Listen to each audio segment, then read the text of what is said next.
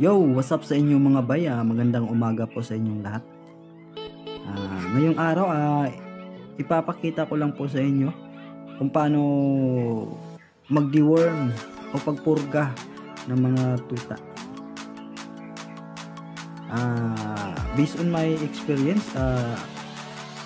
every 14 days po yung pag-deworm ng mga alagang aso or tuta. Yung mga tuta po, kailangan nila 2 weeks.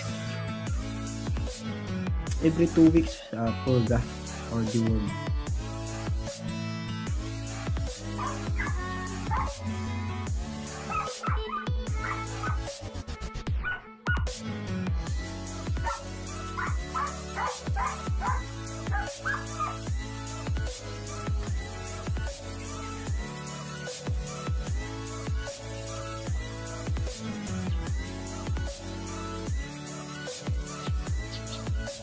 Liquid wormer.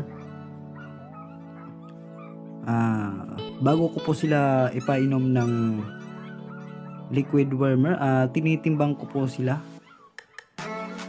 at kung ilang kilo po ang isang puppy, ganun din po ang ibibigay sa kanya. Yan po 3 kilo. Ibibigay ko po sa kanya, ang ibibigay ko po sa kanya 3 ml. 3 ml po. So lahat po sila tumitimbang sila isa-isa 3 kilo.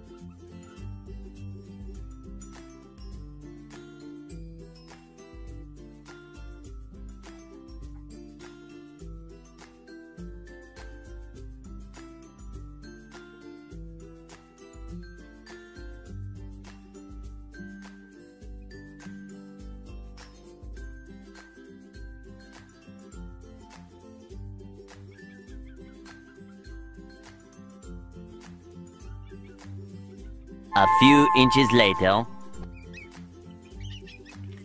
At natapos ko na din silang pinainom ng liquid wormer.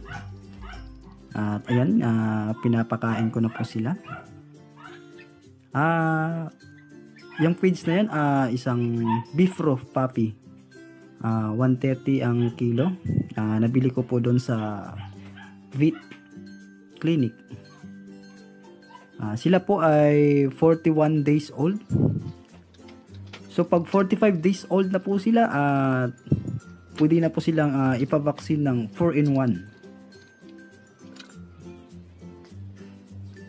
para malayo sa sakit.